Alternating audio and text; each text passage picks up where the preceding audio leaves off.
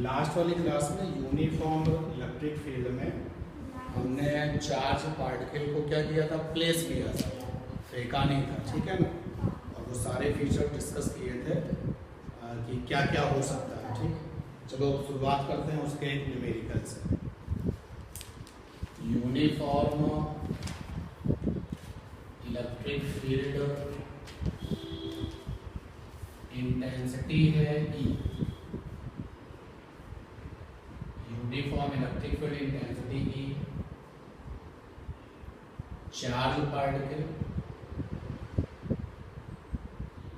Q, M, charge Q है, मास M है, placed under it, find kinetic energy of charge particle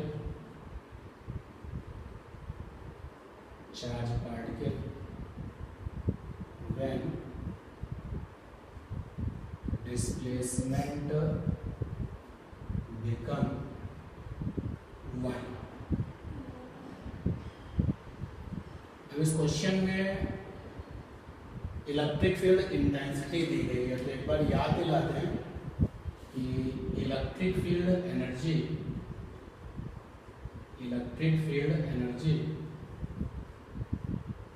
1 coulomb के S charge पर जो force लगाता है that is electric field intensity. उसे हम इलेक्ट्रिक फील्ड इंटेंसिटी कहते हैं। 1 कूलम के टेस्ट चार्ज पर इलेक्ट्रिक फील्ड एनर्जी जो फोर्स लगाती है उसको electric field intensity capital E से लिखा जाता है। यूनिफॉर्म वाली इलेक्ट्रिक फील्ड जो है वो जो फोर्स लगाती है उसकी भी अपनी इंटेंसिटी दी है। तो अब पिछली वाली क्लास में हमने देखा कि जब हम यूनिफॉर्म इलेक्ट्रिक फील्ड में चार्ज पार्टिकल को रख देते थे तो रख देने पर ऑटोमेटिक उस चार्ज पार्टिकल पर फोर्स बन जाता था। ये हमने रख दिया चार्ज पार्टिकल को, इलेक्ट्रिक फोर्स बनेगा F बराबर QE, फोर्स से एक्सेलरेशन आएगा A बराबर QE बाई M। अब इस एक्सेलरेशन की वजह से चार्ज पार्टिकल चलने लगेगा। तो क्वेश्चन कह रहा है कि अगर इसने y डिस्प्लेसमेंट दिया हो तो बताइए कितनी काइनेटिक एनर्जी है। काइनेटिक एनर्जी कैसे निकलेगी, हाफ mv स्क्वायर से, k बराबर हाफ m, v माने स्पीड, वेलोसिटी। तो जब ये रखा है तो इनिशियल वेलोसिटी क्या है, 0, और जब ये चलने लगा तो वेलोसिटी क्या है, v। तो फार्मूला होता है v स्क्वायर बराबर u स्क्वायर प्लस 2as। तो v स्क्वायर u क्या हो गया, 0, क्योंकि पहले तो कोई वेलोसिटी थी नहीं। A फॉर एक्सेलरेशन कितना है, QE बाई M, और S माने डिस्प्लेसमेंट y। तो यहाँ से आप देखो v स्क्वायर की वैल्यू आ गई 2QEY बाई M। रख दीजिए यहाँ v स्क्वायर की वैल्यू कितनी है, 2QEY बाई M। M से M कैंसिल, 2 से 2 कैंसिल। काइनेटिक एनर्जी क्या आ गया, ठीक है। ये क्वेश्चन किया हम लोगों ने पिछली क्लास में जो केस किया था उसमें। अब यहीं पर हमसे कई सारे क्वेश्चन पूछ सकते हैं कि भाई ऐसा है कि अगर उसमें डिस्प्लेसमेंट y दिया है तो उसमें समय कितना लगा है, तो s बराबर ut plus half at square लगा दीजिए। s बराबर ut plus half at square. s माने डिस्प्लेसमेंट कितना है भाई, u means 0, half a QE by M साथ में t स्क्वायर। यहाँ से आएगा y is equal to half QE by M साथ में t स्क्वायर। ये रहेगा 2ym बाई QE साथ में t स्क्वायर। स्क्वायर रूट ले लो तो आ जाएगा 2my अपॉन QE बराबर t। सिचुएशन के अकॉर्डिंग v बराबर u प्लस at, सिचुएशन के अकॉर्डिंग s बराबर ut plus half at square, situation के अकॉर्डिंग v स्क्वायर बराबर u square plus 2as। Use करके क्वेश्चन सॉल्व करेंगे। आज जो हम केस करेंगे यूनिफॉर्म इलेक्ट्रिक फील्ड होगा और हम उसमें चार्ज पार्टिकल को रखेंगे नहीं, फेंकेंगे और देखेंगे कि जब हम फेंकते हैं उसको तो क्या क्या होता है।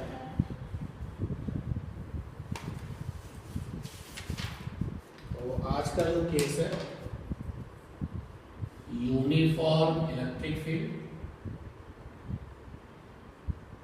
यूनिफॉर्म इलेक्ट्रिक फील्ड, उस इलेक्ट्रिक फील्ड की जो इंटेंसिटी है वो E है और under uniform electric field, under uniform electric field charge particle Q, M projected with velocity U perpendicular to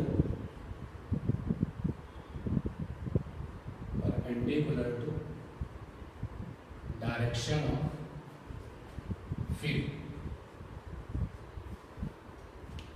ये जो लिखा गया है उस पर हम अंडरलाइन भी करेंगे। तो पहले यूनिफॉर्म इलेक्ट्रिक फील्ड का एक फोटो बना लेते हैं। ये रहा यूनिफॉर्म इलेक्ट्रिक फील्ड में parallel equidistant line.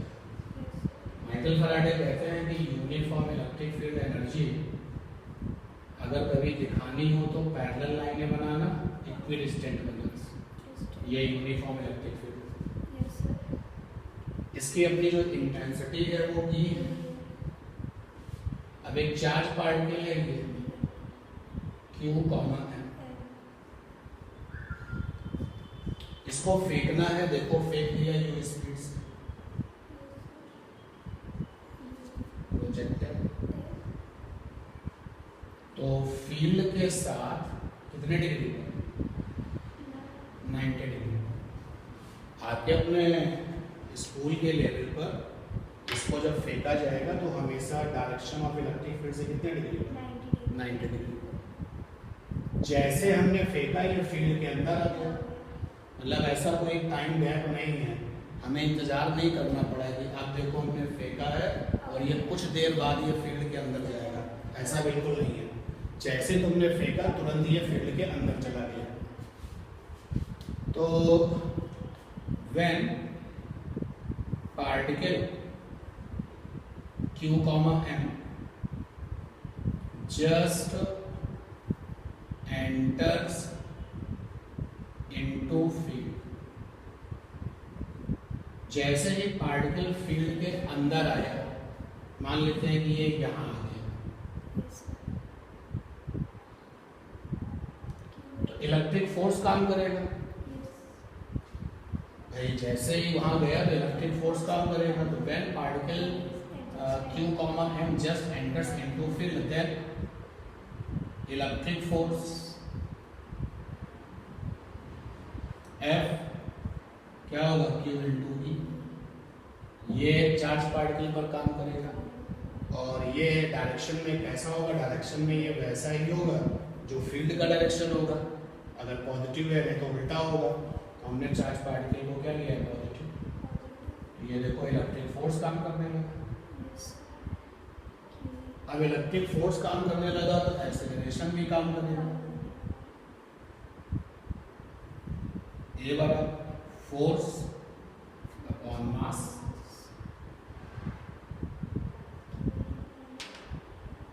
QE by, जो डायरेक्शन फोर्स की होती है वही डायरेक्शन एक्सेलरेशन की भी होती है।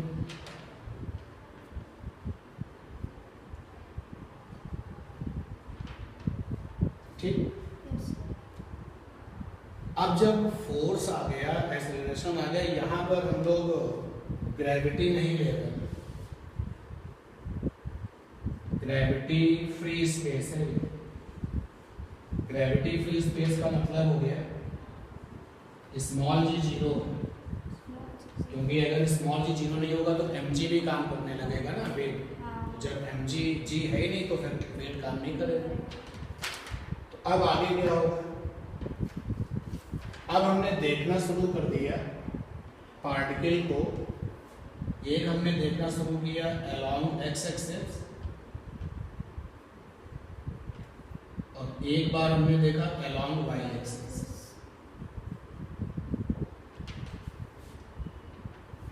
और आपके लिए हम यहाँ पर एक्स एक्सिस बना लेते हैं।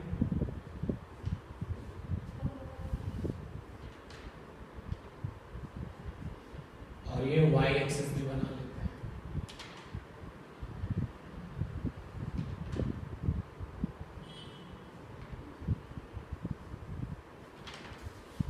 तो सबसे पहले देखते हैं अलोंग द एक्स एक्सिस। तो अलोंग द एक्स एक्सिस हम देख रहे हैं और पूछ रहे हैं अपने आप से इनिशियल वेलोसिटी कितनी है अलोंग द एक्स एक्सिस। तो एक्स एक्सिस के डायरेक्शन में इनिशियल वेलोसिटी कितनी है u। तो इनिशियल वेलोसिटी है u। Along the X axis force कितना है? आंसर है 0, क्योंकि ये वाला जो फोर्स है वो कहाँ है? वाई एक्सिस पर है। एक्स वाली एक्सिस की डायरेक्शन में कोई फोर्स नहीं है। और एक्सेलरेशन कितना होगा? वो भी 0 होगा। जब फोर्स नहीं है तो फिर एक्सेलरेशन भी क्या होगा? 0। ठीक, तो यानी कि ये पक्का हो गया कि डायरेक्शन जो एक्स वाली है वहां पर ना तो कोई फोर्स है और ना ही कोई एक्सेलरेशन है। तो t समय बाद यानी कि टाइम t के बाद x एक्सिस की डायरेक्शन में डिस्प्लेसमेंट कितना होगा? तो आफ्टर टाइम t डिस्प्लेसमेंट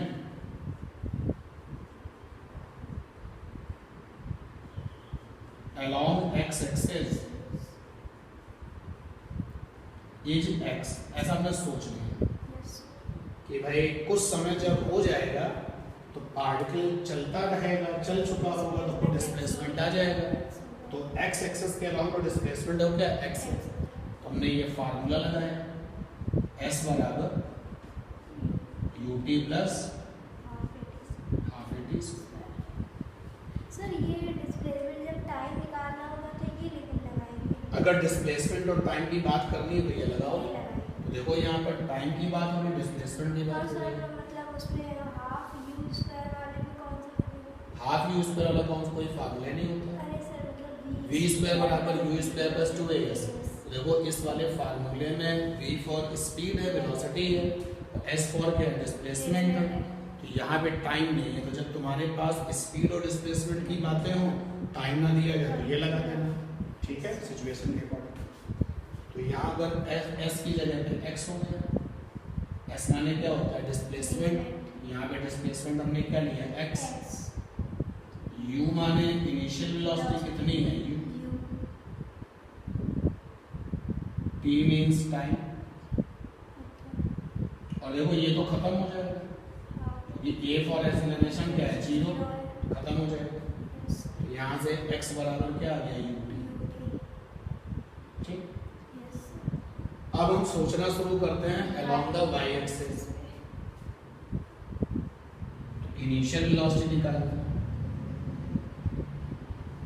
क्या है? 0। और चेक द सिचुएशन। जो वेलोसिटी तुमने फेंकी है वो तो ये है, इस डायरेक्शन में तो कोई वेलोसिटी तुमने दी नहीं है। इनिशियल वेलोसिटी क्या हो जाएगी? 0। फोर्स कितना है? QE। y एक्सिस की डायरेक्शन में फोर्स कितना है? QE। और एक्सेलरेशन कितना है?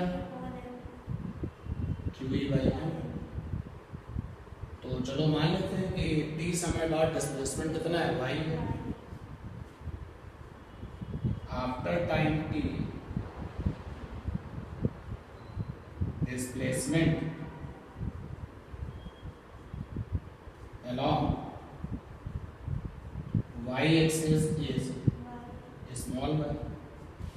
फिर से फार्मूला लगाया s बराबर ut plus half eighty square. Formula लगाया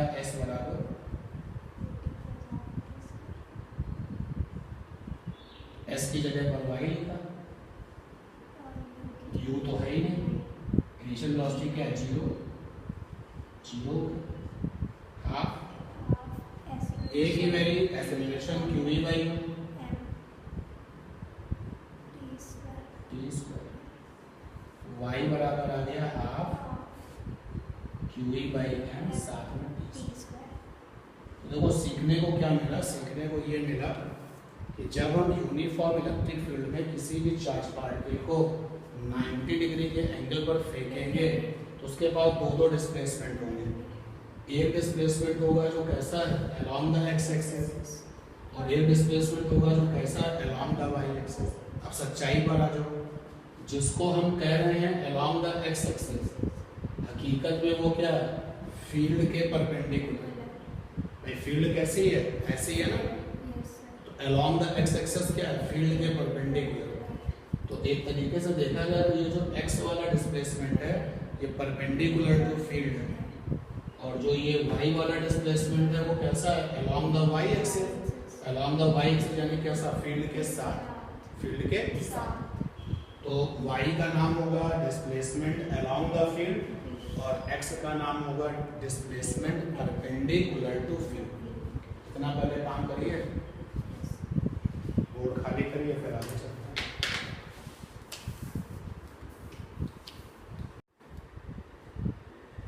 तो इस रिजल्ट में जो अभी तक हमने सीखा है डिस्कशन के बाद, जरा उसको समराइज करते हैं। अभी तक की जो भी हम लोगों ने यहाँ पर डिस्कशन किया है उसमें हमको कुछ चीज़ें दिखाई दी हैं, जरा उनको देख लें क्या है। एक तो हमने ये देख लिया कि प्रोजेक्टेड वेलोसिटी, प्रोजेक्टेड माने फेंकने वाली, projected velocity u remain constant. ऐसा हम क्यों कह रहे हैं, ऐसा इसलिए कह रहे हैं, ऐसा क्यों कह रहे हैं जरा सुनो क्या है। जो प्रोजेक्टेड वेलोसिटी u है वो कैसी है, अलोंग द एक्स एक्सिस है, कैसी है, अलोंग द एक्स एक्सिस। और अलोंग द एक्स एक्सिस में ना तो कोई फोर्स है ना ही कोई एक्सेलरेशन है, तो वेलोसिटी को बदलने का कोई चांस ही नहीं है। भाई या तो रिटार्डेशन हो या फिर एक्सेलरेशन हो, तभी तो वेलोसिटी बदल सकती है, लेकिन ना ही कोई वेलोसिटी है, ना ही कोई रिटार्डेशन है, ना ही कोई एक्सेलरेशन है, तो वेलोसिटी नहीं बदलेगी। तो projected velocity u remain constant, क्यों, क्योंकि एक्सेलरेशन कैसा है, 0, फोर्स कैसा है, 0, क्यों, अलोंग द एक्स एक्सिस। याद रखो कि अलोंग द एक्स एक्सिस का दूसरा मतलब है means perpendicular to direction of field. Field कैसी है, ये, और हम इसकी बात कर रहे हैं, यानी एक्स एक्सिस का मतलब है perpendicular to direction of field. और हमने क्या नोटिस किया कि जो अलोंग द एक्स एक्सिस जो डिस्प्लेसमेंट है, displacement along X axis, along X axis का मतलब है perpendicular to direction of field, direction of field. तो वो आया है x बराबर ut, ये निकल गया, ठीक। और हमने क्या देखा है, displacement along y axis, y axis का मतलब हो गया along the direction of field.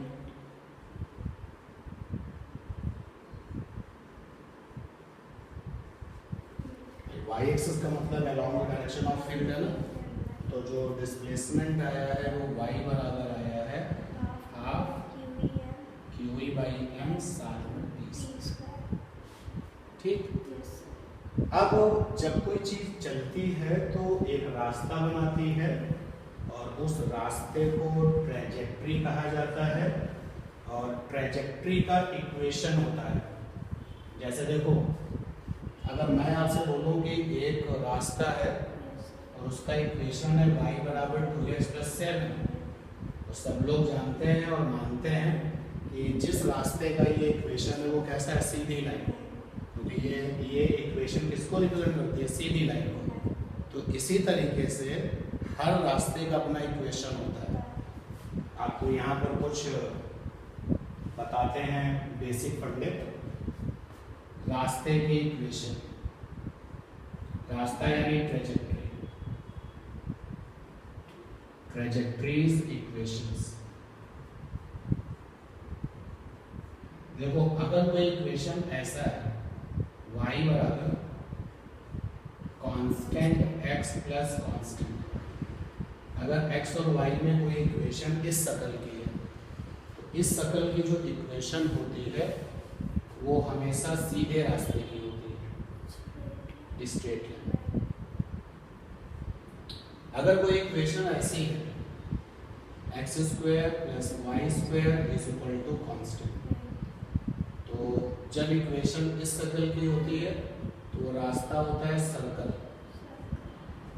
ठीक, अगर इक्वेशन की शक्ल ऐसे है, x² constant plus y² different constant, जैसे यहाँ पर कांस्टेंट अगर 6 है तो यहाँ 6 नहीं, कुछ और है, x² constant plus y² constant different वाला बराबर 1, तो वो रास्ता होता है इलिप्स का। तो ऐसे रास्ते को बोलेंगे इलिप्स। और अगर इक्वेशन इस शक्ल की है, xy बराबर कांस्टेंट, तो ये ऐसे रास्ते की इक्वेशन होती है जिसका नाम है रेक्टेंगुलर हाइपरबोला। Rectangular hyperbola. ऐसे हर रास्ते की इक्वेशन होती है, और रास्ते की इक्वेशन का मतलब हो गया x y में रिलेशन आना चाहिए। देखो ना, जब भी रास्ते की इक्वेशन निकाली जाती है तो कौन दिखते हैं, x और y। अच्छा, एक रास्ता और अगर उसको देख लो, अगर इक्वेशन बनती है लाइक x की पावर 2 y की पावर 1, एक ऐसी इक्वेशन बनती है जिसमें हम देखते हैं कि x पे तो पावर 2 है लेकिन y पर पावर कितनी है, 1। या कभी कभी इसका उल्टा होता है कि y की पावर 2 होती है और x की पावर 1 होती है।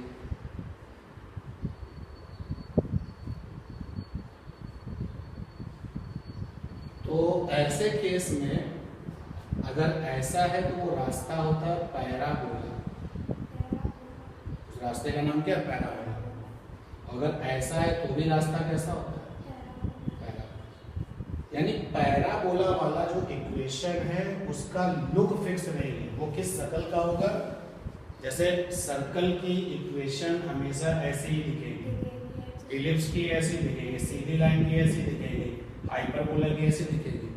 पैराबोला वाले रास्ते की इक्वेशन कैसे दिखती है ये कंफर्म करना मुश्किल है, लेकिन जब जब पैराबोला वाले रास्ते की इक्वेशन बनेगी तो आप देखोगे कि अगर x पर 2 पावर है तो y पे कितनी होगी, 1। अगर y पर 2 पावर है तो x पे कितनी होगी, 1। ठीक, हम यहाँ तक आ चुके हैं। अब दिमाग में वही बात आ गई कि जिस पार्टिकल को हमने फेंका है वो चल रहा है, तो चल रहा है तो वो रास्ता भी बनाएगा, तो उस रास्ते की इक्वेशन क्या होगी, जरा निकालते हैं। तो हमसे पूछा गया रास्ते की इक्वेशन, यानी कि इक्वेशन ऑफ पाथ, पाथ यानी ट्रेजेक्ट्री। तो जब कभी भी हम ट्रेजेक्ट्री की इक्वेशन निकालते हैं तो अपनी पूरी ताकत का इस्तेमाल करते हुए दिमाग पूरा यूज करते हैं और ये सोचते हैं किसी तरीके से एक्स वाई में रिलेशन आ जाए। तो देखो y बराबर तो ये है ½ QE/m साथ में टी स्क्वायर और x बराबर क्या है ut। तो यहाँ से t बराबर क्या आएगा x अपॉन u, यहाँ रख दो।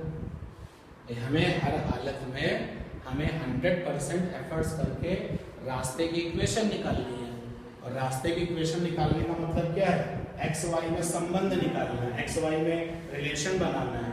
तो एक्स और वाई में रिलेशन बनाने के लिए सारा काम कर रहे हैं। टी की जगह भी क्या लिख सकते हैं एक्स बाई यू। तो रखें जरा देखें क्या होगा,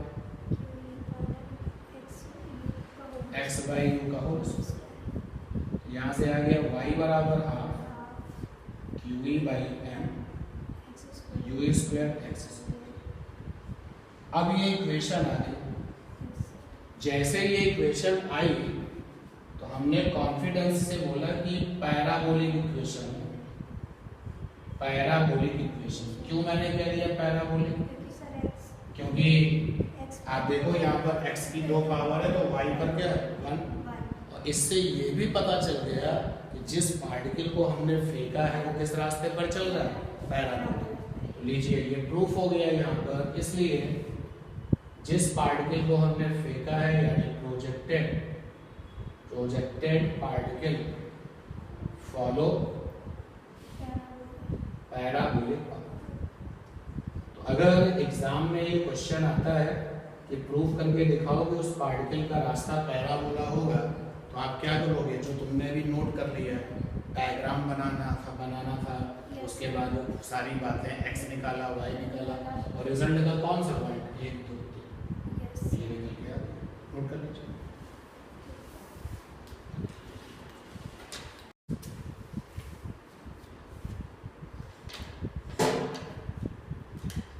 एग्जाम में ये देखने की जरूरत है, ये तो मैंने आपको बताया कि कुछ बेसिक्स हैं जो कि पता होना चाहिए। हाँ, आप देखिए एकेडमिक लेवल पर यानी बोर्ड के अकॉर्डिंग अगर देखें तो यूनिफॉर्म इलेक्ट्रिक फील्ड में तुम्हें इतना ही काम करना है।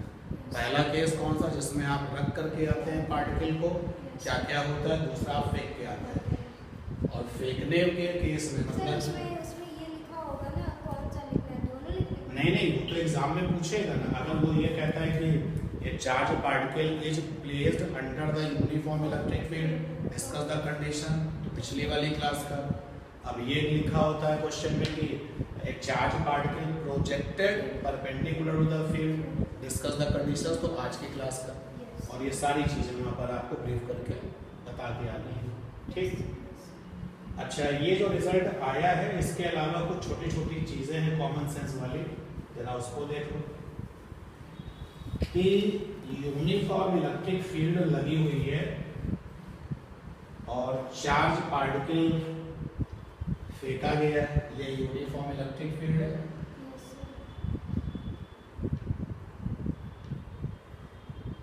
और हमने चार्ज पार्टिकल को फेंक दिया, प्लस वाला चार्ज। तो इस पर जो फोर्स लगेगा वो इधर लगेगा, क्योंकि एक्सेलरेशन भी इधर ही लगेगा। तो ये चार्ज पार्टिकल पैराबोला जब बनाएगा तो कुछ इस तरीके से बनाएगा, ठीक है, क्योंकि फोर्स इधर ही है तो इधर ही तरफ चलेगा। और पैराबोला वाला रास्ता कैसा होता है, कर्व होता है। लेकिन सोचो अगर चार्ज नेगेटिव होता तो फोर्स कैसा लगता है, ऊपर की तरफ। क्योंकि आपको बताया कि अगर चार्ज प्लस है तो फोर्स की डायरेक्शन वही होती है जो फील्ड की होती है, लेकिन नेगेटिव में उल्टी होती है। तो इस लेकिन सारे फीचर्स वही होते हैं, फोर्स भी होता है, एक्सेलरेशन भी होता है। अब ये चार्ज पार्टिकल कैसे करता है, ऐसे यानी फील्ड से उल्टा। तो अगर हमको फिल्टर करना है, छानना हो कि मेरे पास में नेगेटिव और पॉजिटिव चार्ज पार्टिकल एक साथ हैं, तो मैं क्या करूँ, उनको अलग अलग करना है। तो इनको हमको थ्रो कर देना, जो पॉजिटिव वाले होंगे वो इधर आएंगे, जो नेगेटिव वाले होंगे वो उधर जाएंगे। एक तो चीज ये हो गई। दूसरा, जो तुमको मिला है y बराबर half Q E by M U square X square, इसमें जो ये q बाई एम है, q माने क्या है, चार्ज, m माने क्या है, मास। तो चार्ज और मास का जो रेशियो है वो स्पेसिफिक चार्ज कहलाता है, स्पेसिफिक चार्ज। यहाँ से आप ये भी देख सकते हो y proportional to Q by. देखिए सुनो बात को, कि हम लोगों ने ये कंफर्म कर लिया कि इसी फील्ड में एक चार्ज पार्टिकल को हम फेंकेंगे और एक चार्ज पार्टिकल को आप फेंकोगे और बाकी चार्ज पार्टिकल को और लोग भी फेंकेंगे। तो हम लोगों ने चार्ज पार्टिकल को फेंका, लेकिन फील्ड तो वही, तो फील्ड तो वही है, यानी ई क्या हो गया सेम। सभी लोगों के लिए ई क्या हो गया सेम। हम लोगों ने ये भी फैसला कर लिया कि फेंकने वाली जो स्पीड है वो भी क्या रखेंगे सेम, यू भी सेम हो गया और हाफ तो कांस्टेंट है। लेकिन हमारा चार्ज पार्टिकल और तुम्हारा चार्ज पार्टिकल अलग अलग है। मान लो मेरे पास इलेक्ट्रॉन है, तुम्हारे पास प्रोटॉन है, किसी के पास अल्फा पार्टिकल है, किसी के पास न्यूट्रॉन है। तो चार्ज पार्टिकल अलग अलग, तो चार्ज अलग अलग और मास अलग अलग। तो देखो जिसका क्यू बाई एम ज्यादा होगा उसका वाई भी क्या होगा ज्यादा होगा। तो समटाइम क्वेश्चन से कि जिसका स्पेसिफिक चार्ज ज्यादा है उसका वाई क्या होगा, आंसर जिसका स्पेसिफिक चार्ज ज्यादा होगा उसका वाई भी ज्यादा होगा। ठीक है, नोट कर लीजिए, ये आपका